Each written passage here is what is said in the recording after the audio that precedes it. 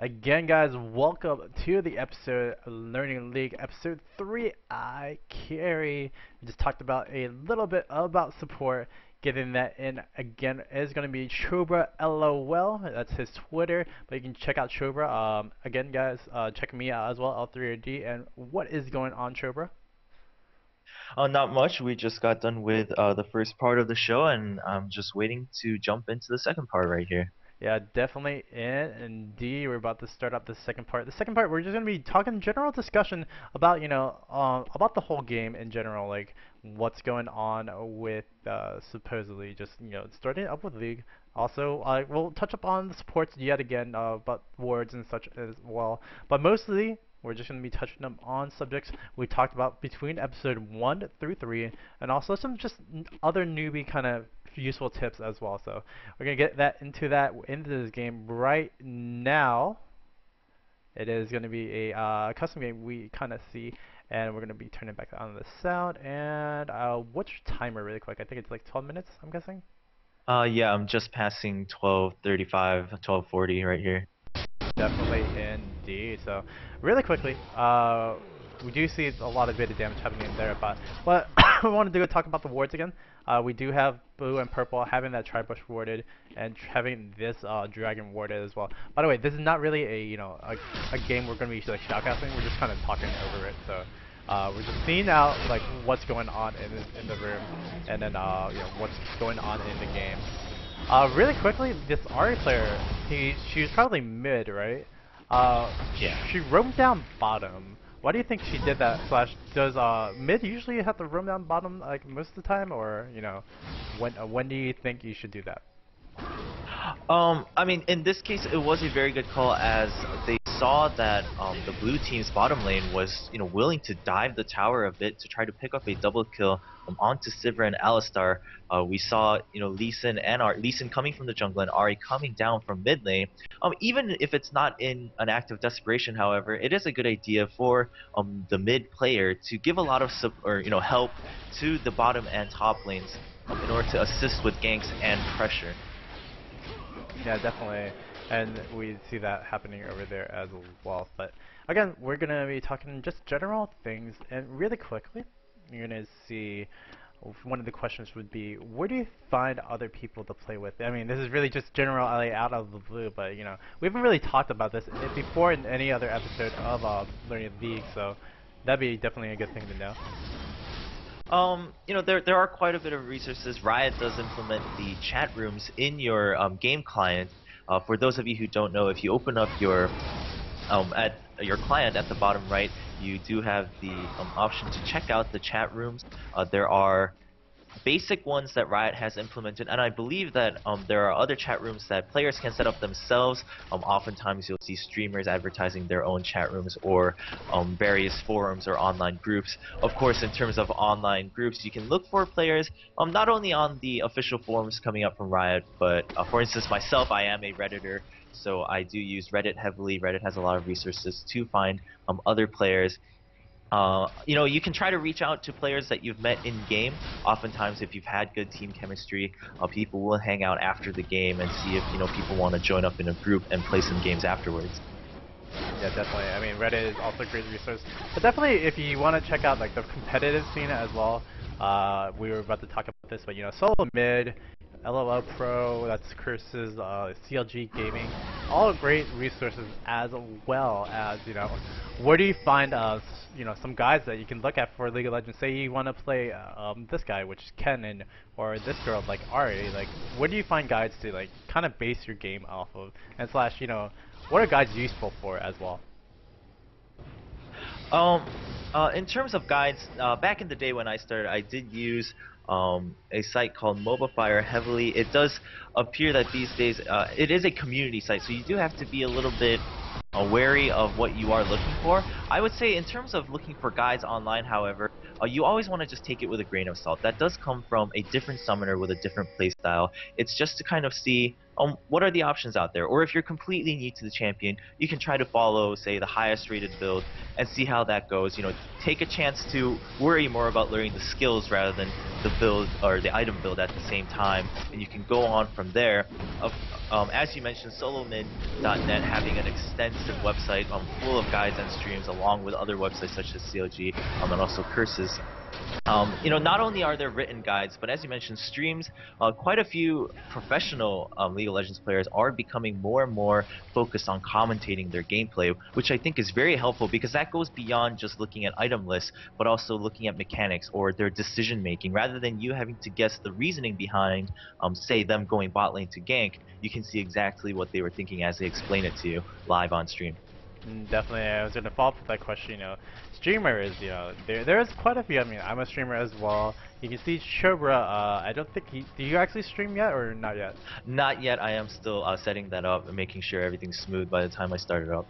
But yeah, there's those amateur streamers, but there's also professional streamers. And do you know any a few of them like that you should really look into? Because I know that like personally for me, Skara and Wings of Death are two of the like more involved players that actually commentate and actually do a lot of stuff with their games in general. But do you know of any other streamers to kind of look out for?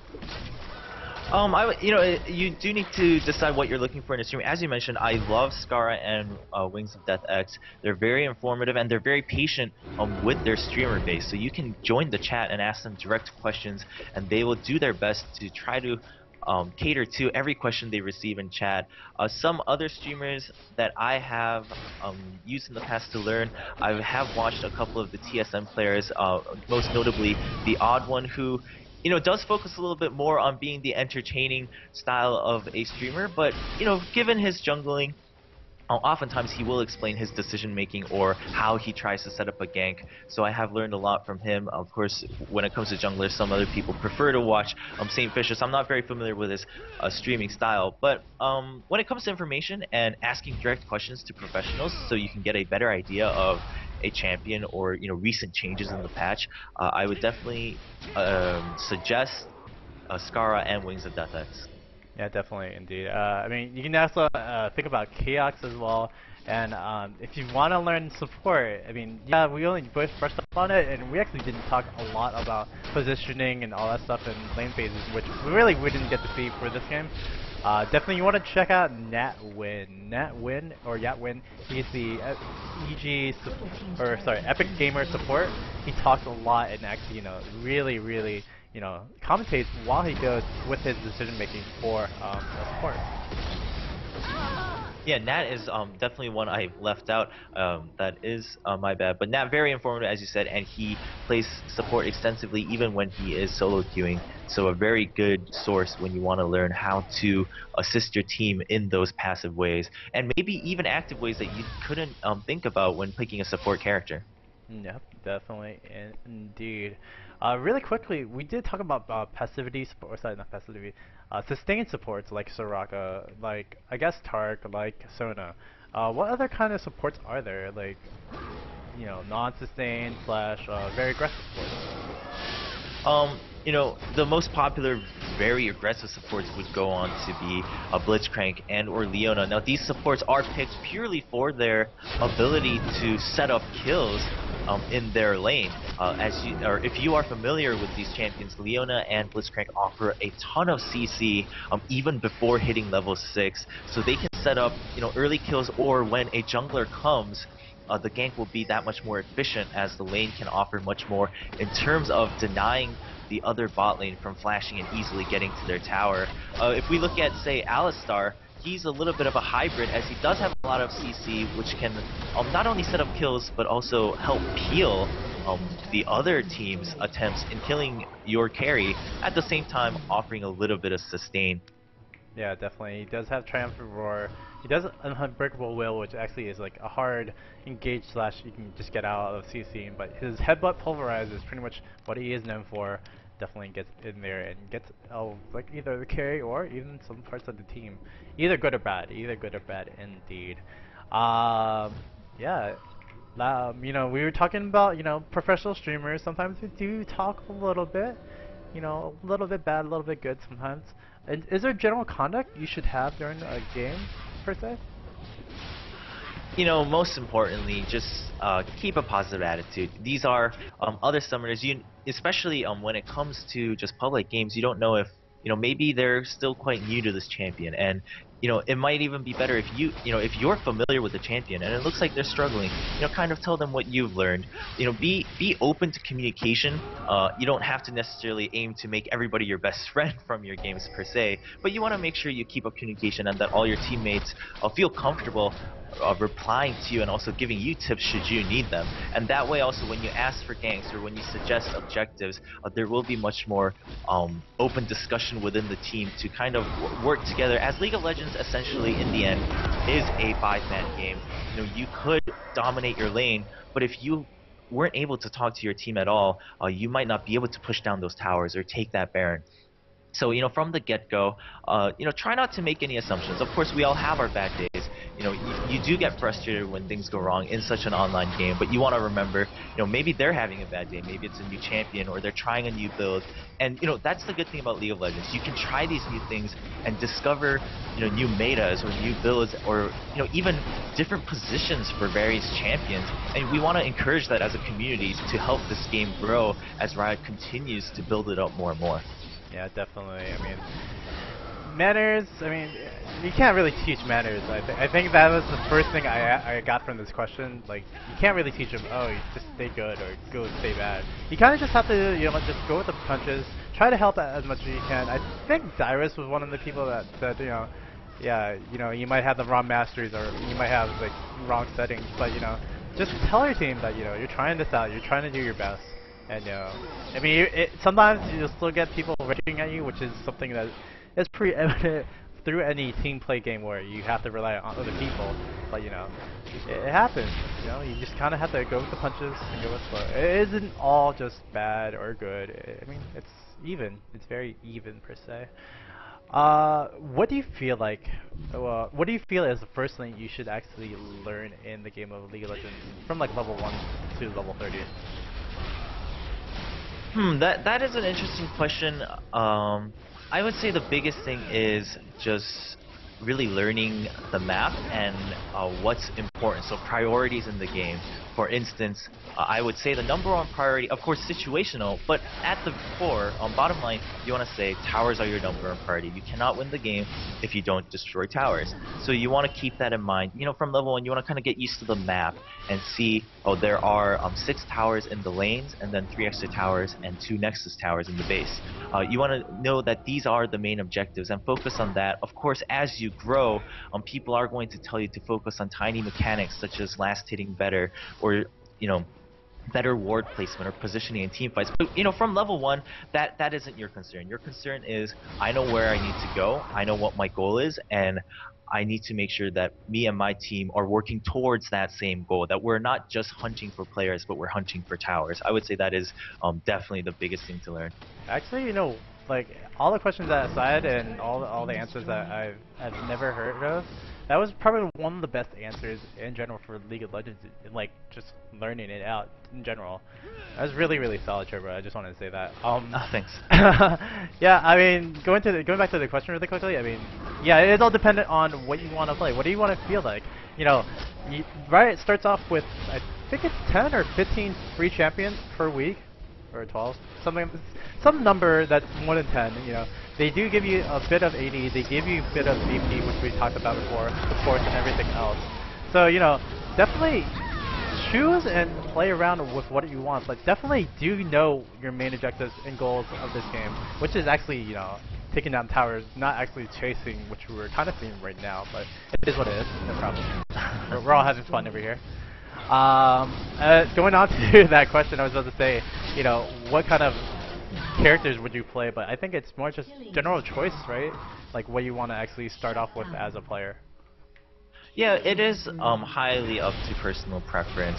Of course, when you get to the higher levels, people talk about the meta and team comps, countering. But in the beginning, you want to see what you're most comfortable with, right? At the lower levels, what's more important is that you enjoy playing your champion and that you're comfortable with the champion you have chosen. At level 1, as you mentioned, Riot does a good job of trying to spread out the options when it comes to free champions. So, test them all out during that week. If you have quite a bit of time during that 1 week, make sure you at least give a shot, even if it's just in a custom game or a co-op game versus bots, see their skill set. Do you like what this champion has to offer and where they are usually played in the current meta?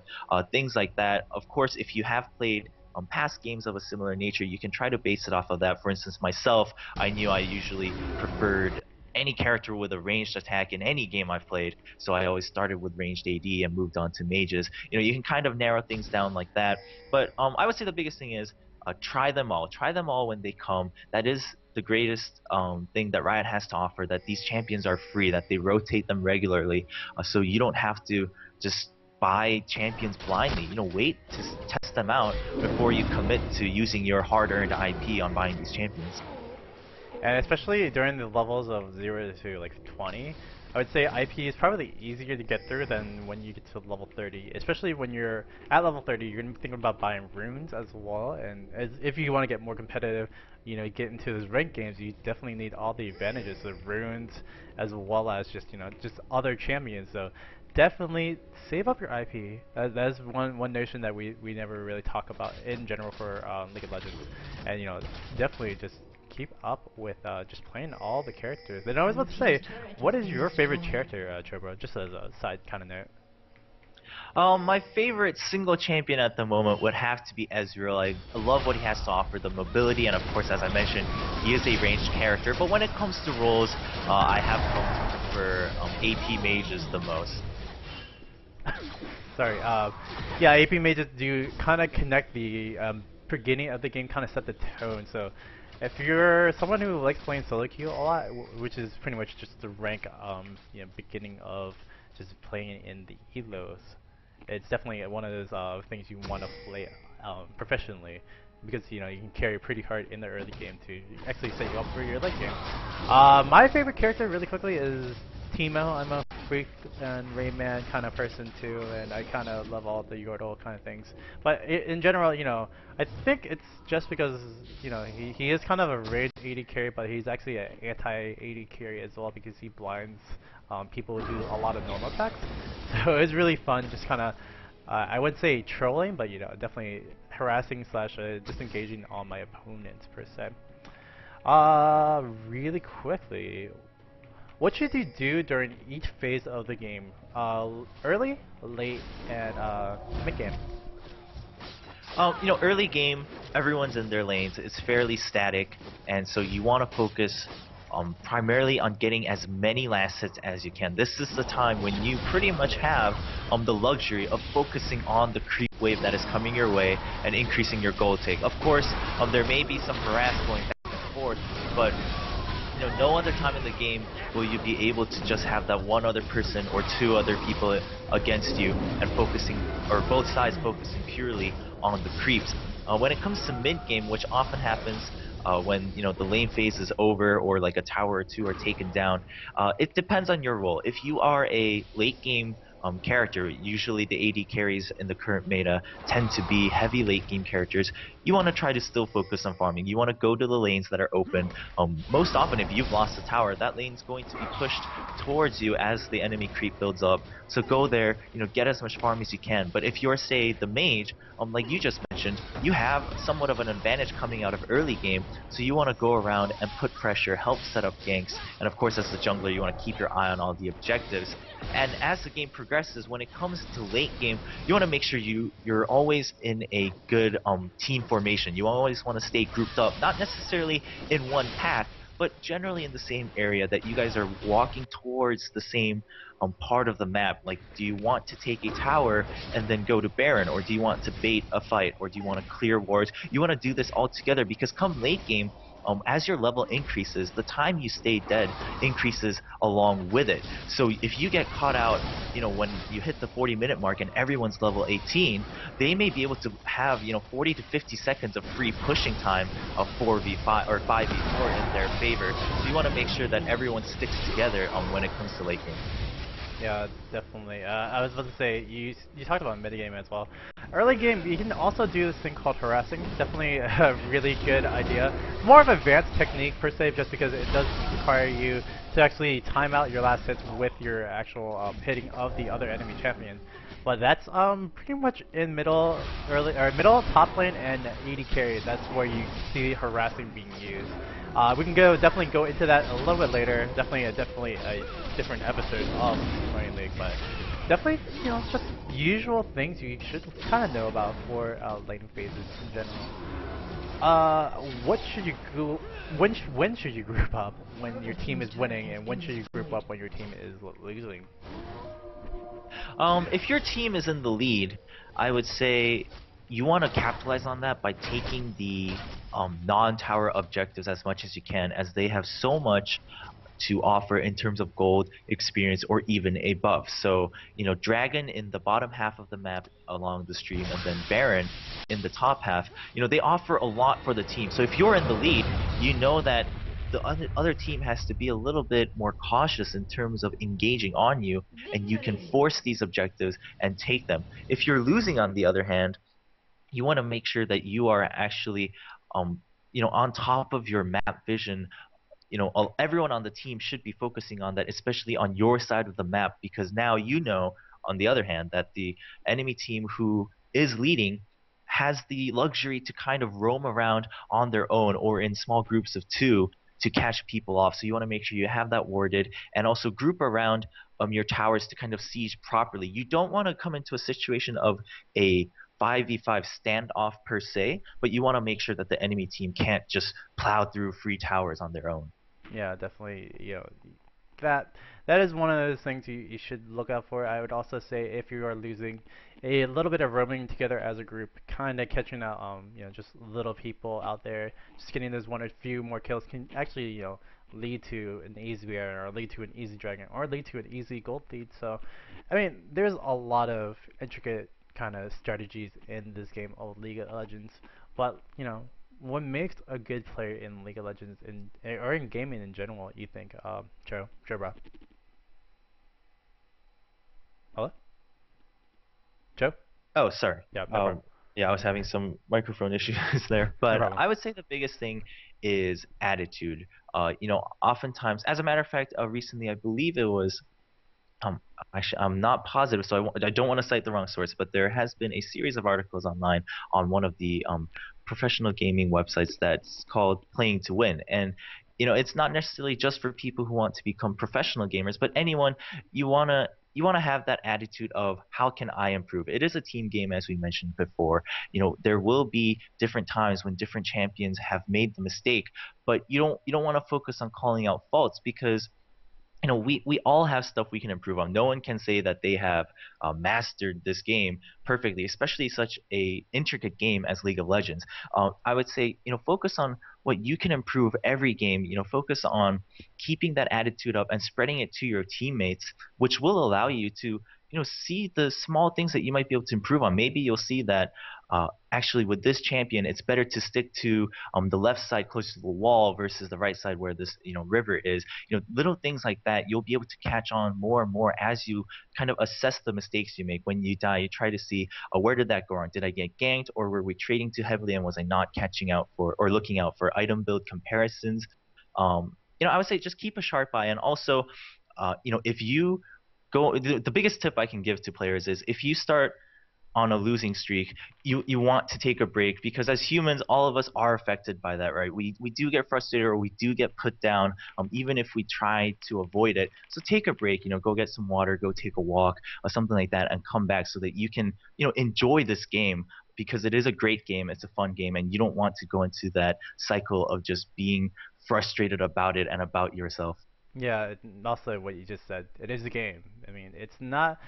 Well, I mean, for the professional game, it's a livelihood, and definitely they do take those breaks whenever they need to. But if you're just a casual gamer, or if you're just a semi-competitive gamer, just remember it is just a game. It's not life and death.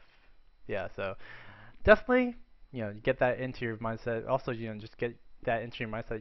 Just take a little bit of break at the time because sometimes we go on till as just human beings in general, and you just have those bad days, and sometimes you just need a refresher, or sometimes you just need to get away from that problem. That's why we have vacations. That's why we rest. That's why we sleep. So definitely take that into the account as well as what Trober said as well. And I think we've been in the Q&A kind of section for a while, but it's pretty much just cleaning up everything else we've been talking about from the first 3 episodes. I mean, we can talk about all the other lane types, but I think we'll be cleaning those up as well as we go on. But lastly, I'm just gonna put this as a last little question.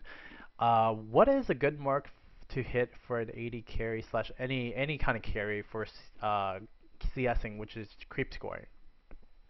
In terms of creep score for me, I for a while I put kind of a standard for myself, and I told myself I want to hit at least an average of 80 by 10 minutes and go very close, if not right on to 200 by 20 minutes. It isn't an easy feat. I have to admit that I did achieve it for a while and now I've dropped back again. But I think that really means that you've maximized your CS even if you get harassed. Now, of course, no one can say that they can average a perfect creep score because there is harass, there are ganks. But I would say, if you are committed to improving, having a number goal, and in my opinion, when you first start off on your improvement track, setting a goal like 80 to 200 provides that challenge, but it's achievable. Yeah, definitely, and yeah, I would say that as well. But I mean, it kind of applies more for the 80 bot lane because that's pretty much your mentality is that you want to CS more than harass or try to get kills. For solo top, it's more about harass and kind of poking in and out like a boxer, but you get like the CS scores as well. But that's kind of different over there. And then also at mid lane also requires that you might be roaming from top lane to bottom lane, so that takes into account of that. But generally, the 10-minute goal of 80 CS, generally the 20-minute goal of 200 CS is really strong. I think Attack Bang told me the equation or something about for each minute you times it by I think 10 and then you minus the minute by 2. So say you have 10 minutes into the game, you want to minus that by 2 first. So that's 8 times 10 of that, and that's the kind of creep score you want to aim for. I mean, there's just general basic guidelines, but there's no like perfect thing. Pretty much, you should just set your own goal. Set your own goal for CSing slash trying to get that gold advantage so that you can carry. Again, guys, it has been a really great episode. It is episode 3, Definitive Esports' Learning League iCarry, here with Trobra LOL. I mean, Trobra. Where can we check you out for any other information, Trobra? By the way, you did a really great job today. I mean, just really informative stuff. I would hope to have everyone agree with that. Oh, thank you. It's been an honor to be on the show with you, LDRD. I really appreciate the chance to do so. Currently, I do have a Twitter. It's at Chobra LOL. As we mentioned earlier, I will be setting up a stream and such. But if you're interested, you can check me out there. I will be updating it with other forms of contact that I set up as we go.